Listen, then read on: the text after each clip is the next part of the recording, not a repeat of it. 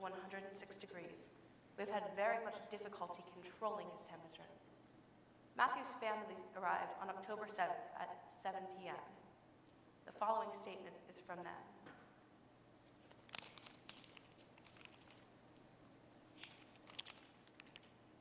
We wish to express our gratitude for the kind wishes for Matthew's speedy recovery.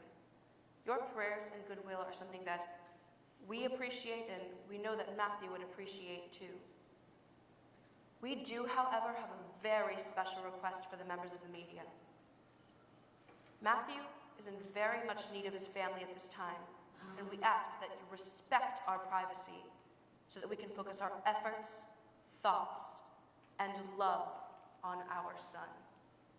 Thank you very much.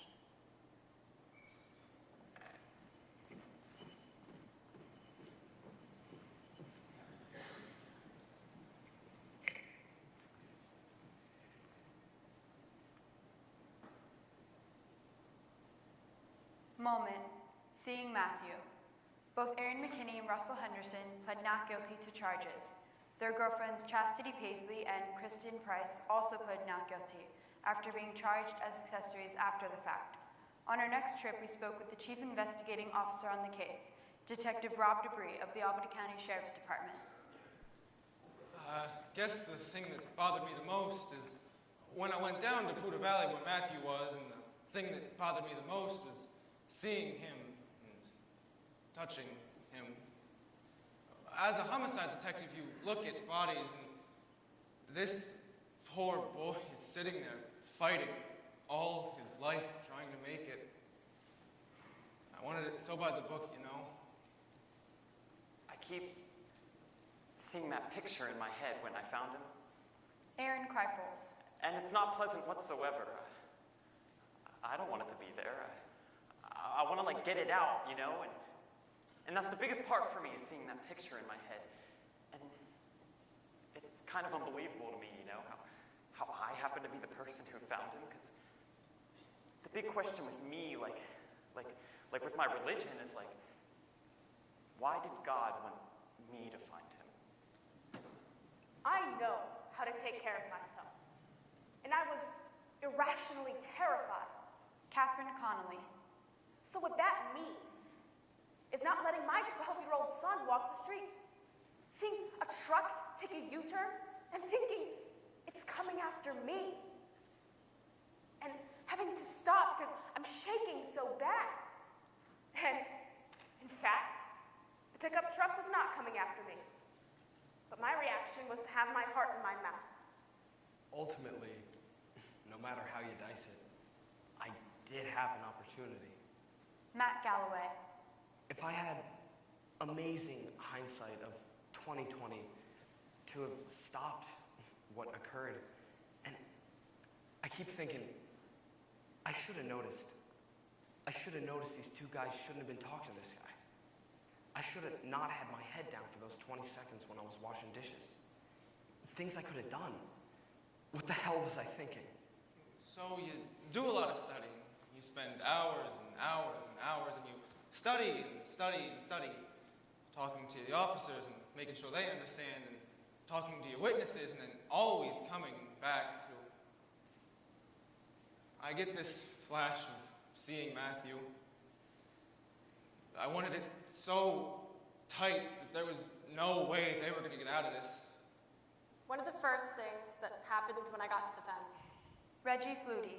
you know, there was just such an overwhelming amount of blood. And, you know, we try to wear protective gloves, but we had a really cheap sheriff at the time, and he bought us shit gloves. You know, you put them on, and they just keep breaking. So finally, you just run out of gloves. And so you think, don't hesitate. You know, don't hesitate. That's what your mind keeps telling you. Just try to keep moving, and try to help Matthew, and try to find an airway. And that's what you do, you know? The thing I wasn't telling you before is that Reggie's my daughter. Marge Murray. And when she first told me that she wanted to be a police officer, well, I thought that there was not a better choice for her. She could handle anything that came her way. So about a day and a half later, I get a call from the hospital. And they told me that Matthew had HIV. And I knew this because, they said, you've been exposed, you've had a bad exposure because, you see, I'd been building a lean-to for my llamas. And so I had a bunch of open cuts in my hands. And you just kind of know you're screwed. And, you just think, oh, shoot. Would you like to talk about losing sleep? So I said, okay, what do I do? And they said, get up here. So I got up there, and they started me on the ATZ drugs immediately. Now, they told me that this was the kind of drug that if it was administered 36 hours after the exposure, it can maybe stop you from getting the disease. That is a mean, nasty medicine. Mean. I've lost like 10 pounds or so, and a lot of my hair. Yeah. And quite frankly, I wanted to lash out at somebody. Not at Matthew. Please understand, not one of us was mad at Matthew. But we maybe wanted to squeeze McKinney's head off. And I think about Henderson too. And how two absolutely human beings could cause so much grief for so many people. It's been hard on my whole family, but especially on her and her kids. I think it really brought home to my girls what their mom does for a living. Reggie, you know what I'm gonna say to you now. And my parents, they both told me the same damn thing. You're quitting this damn job! And it's a parent thing, because, you do a good job, because they're terribly proud of you. Whether it's handling a drunk or handling a case like this. And, they just don't want you getting hurt. There's a right way, there's a wrong way, and then there's Reggie's way. So finally, I say to her, oh, for God's sakes, lighten up, Francis. You are so stubborn. They say I'm stubborn, and I don't believe them. So, I figure, okay, here's your opinion, now here's mine. I'm 39 years old. What are you gonna do? Spank me? Reggie, don't give me any ideas. It looked pretty funny. What can they say? I just hope she doesn't go before me. I don't think I could handle that.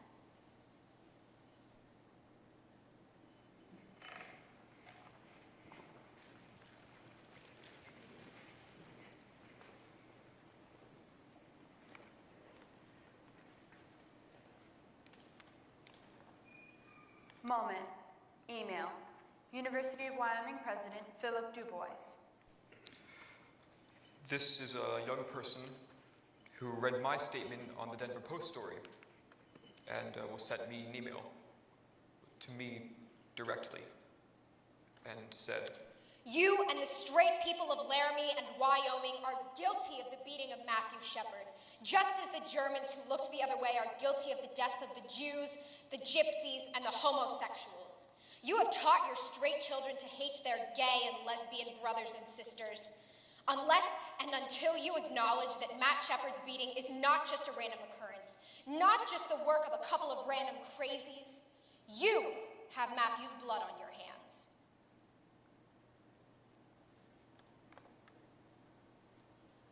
I can't begin to tell you what that does to you. It's like you can't possibly know what I'm thinking. You can't possibly know what this has done to me and to my family and my community.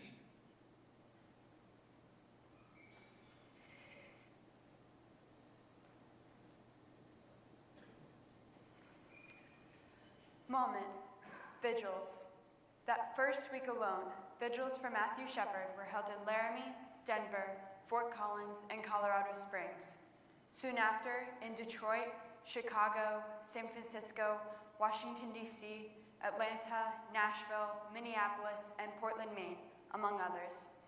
In Los Angeles, 5,000 people gathered, and in New York City, a political rally ended in civil disobedience and hundreds of arrests. And the Poudre Valley Hospital website received close to 1 million visitors from across the country and around the world, all expressing their hope for Matthew's recovery.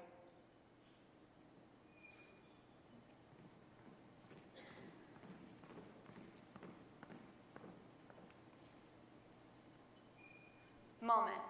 Medical update. Matthew Shepard medical update for 9 a.m., Sunday, October 11th. As of 9 a.m. today, Matthew Shepard remains in critical condition.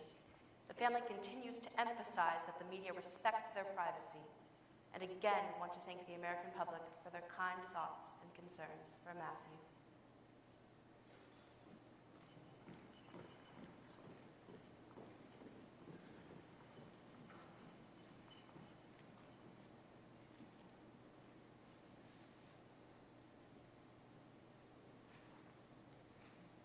Moment. Live and let live. Jedediah Schultz. There are certain things when you sit in church, and the Reverend will tell you flat out that he doesn't agree with homosexuality. And I don't know. At the moment, I think I'm going through changes. And I don't feel I know enough about certain things to be able to make a decision that says homosexuality is right, when you've been raised your whole life that it's wrong. So yeah, at the moment, I would say I don't agree with homosexuality. Yeah, that I don't agree with it. But maybe that's just because I could never do it. And speaking in religious terms, I don't think that's how God intended it to happen. But I don't hate homosexuals or anything. And I mean, I'm not going to persecute them or anything at all. And I mean, they won't get between me and the other person at all. Well, it's preached in schools that being gay is okay and yada, yada, yada. Conrad Miller. And if my kids ask me, I'd set them down and I'd tell them, this is what gay people do, okay? This is the life. This is the lifestyle. This is what they do. And then I'd say, this is why I believe it's wrong. There's more gay people around than what you think. Murdoch. It doesn't bother anyone because most of them who are gay or lesbian know damn well who to talk to. You step out of line and you're asking for it. All right, some people are saying he made a pass at them. You know, you don't just go picking up regular people. I'm not excusing their actions. It's just, it kind of made me feel better because it's, you know, partially Matthew Shepard's fault and partially the guys who did it. Yeah, as a lesbian, I was more concerned for my safety. Zachy Salmon. And I think we all were. And I think it's because somewhere inside we all know it could happen to us anytime. And, I mean, I would be afraid to just walk down the street and display any sort of physical affection for my partner. You don't do that here in Laramie. Well, there's this whole idea, you see. You leave me alone, I leave you alone. Jonas Sloneker. And it's said, even in some of the Western literature, you know, live and let live. That is such crap. I mean, I tell my friends that. Even my gay friends bring it up sometimes. And I'm like, that is crap, you know? I mean, what it really boils down to is that if I don't tell you I'm gay, you won't beat the crap out of me. What's so great about that? That's a great philosophy?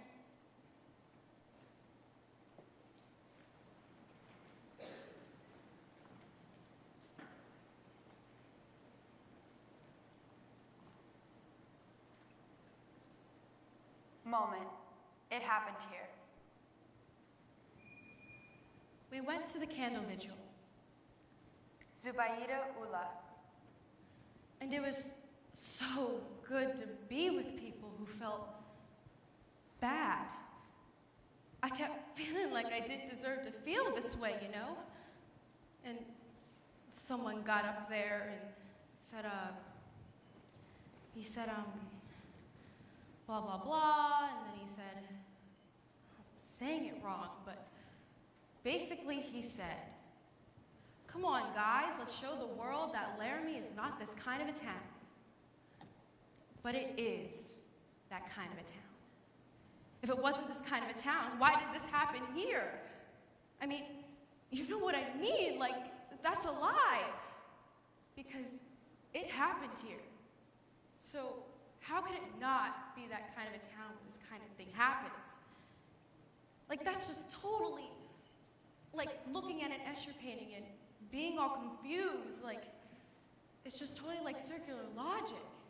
And we have to mourn this, and we have to be sad that we live in a town, a state, a country even, where stuff like this happens. And these are people trying to distance themselves from this crime. I feel everyone needs to own it, because we are like this. We are like this. We are like this.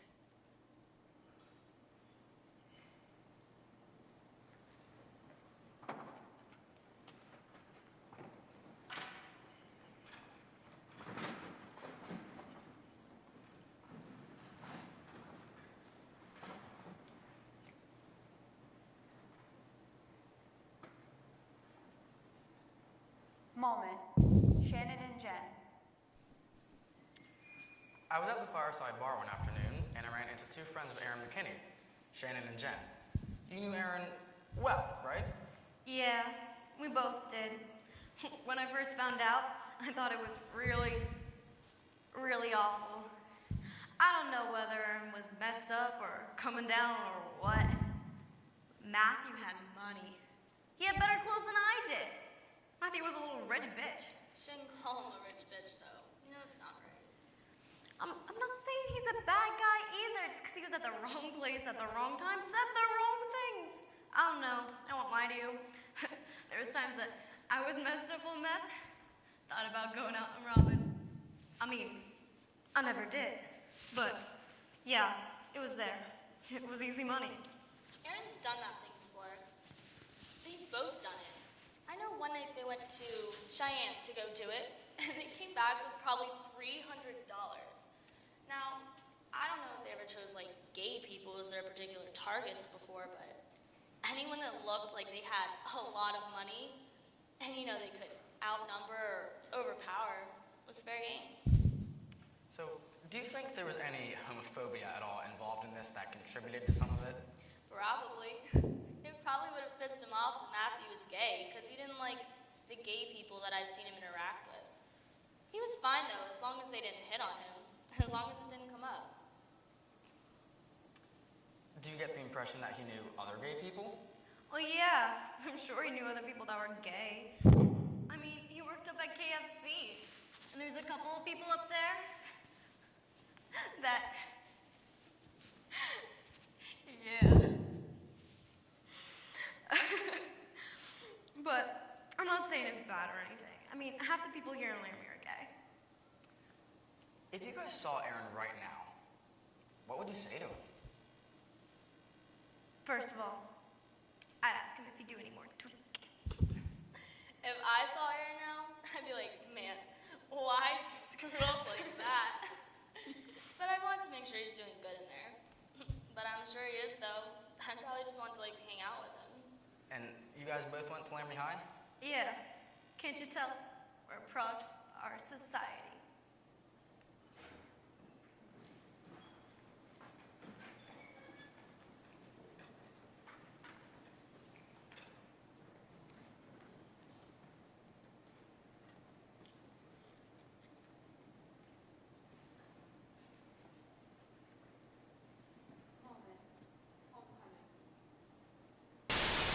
On a day that is traditionally given over to nothing more profound than collegiate exuberance and the fortunes of the University of Wyoming football team, this community of the High Plains had a different kind of homecoming Saturday, as many searched their souls in the wake of a vicious, apparent anti-gay hate crime.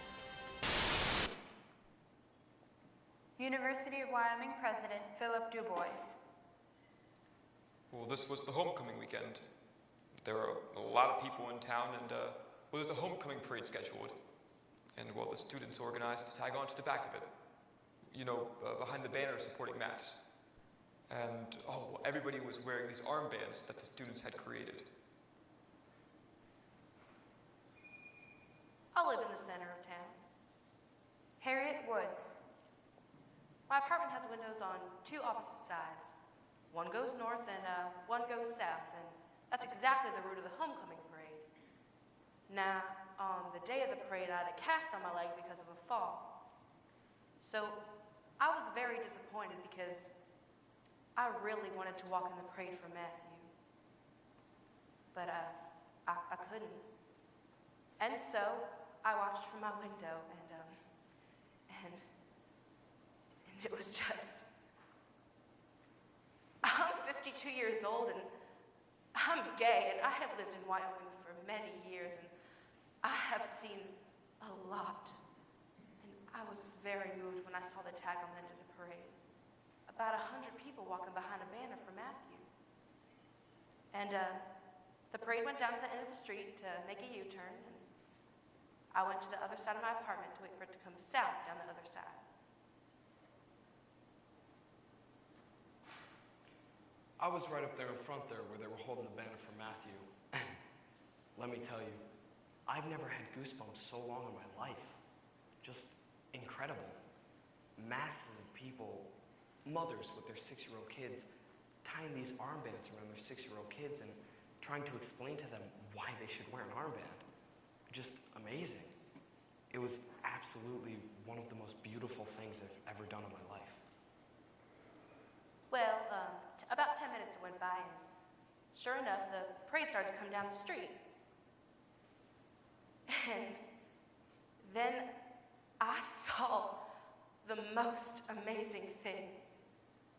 The tag on the end of the parade had increased 5 times. There had to be at least 500 people walking behind that banner. 500 people, can you imagine? And people kept joining in. And you know what? I started to cry.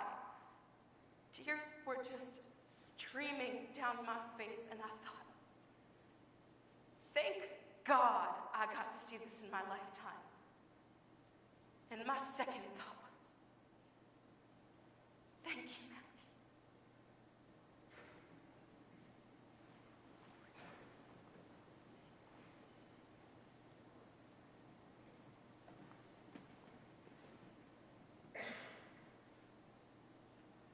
Moment, one of ours. I really haven't been all that involved, per se. My husband's a highway patrolman, so that's really the only way I've known about it. When I first found out, I just thought it was horrible. Nobody deserves that. I don't care who you are. But another thing that was not brought out. At the same time that happened, that patrolman was killed. And there was nothing. Nothing. They didn't say anything about the old man that killed him. He was driving down the road and he shouldn't have been driving and killed him. It was just a little piece of paper. You know, my husband worked with him, and this man was brand new on the force. But I mean, here's one of ours, and it's just a little piece of the paper. And a lot of it is my feeling that the media is portraying Matthew Shepard as a saint and making him as a martyr. But I don't think he was. I don't think he was that pure. Now, I didn't know him, but the things I've heard are just, it's scary. You know about his character and a few other things. You know, being the kind of person that he was just a barfly, you know? And I think he pushed himself around. I think he flaunted it. Everybody's got problems, but why they exemplified him, I don't know. What's the difference if you're gay? A hate crime's a hate crime. If you murder somebody, you hate him. I mean, it doesn't matter if you're gay, a prostitute, or whatever. I don't understand. I don't understand.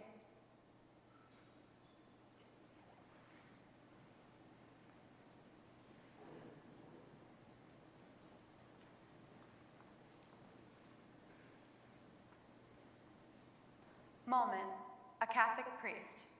Lee Fondakowski. This is one of the last days on our second trip to Laramie. Greg and I have been conducting interviews non-stop. We are exhausted. We are to meet Father Roger at 7:30 in the morning. I was wishing we could skip it all together, but we have to follow through to the end. So here we go. 7:30 a.m. Matthew Shepard has served us well. Do you realize that? Matthew Shepard has served us well. And I do not wish to condemn Matthew to perfection, but I cannot mention anyone who has done more for this community than Matthew. And I will not sit here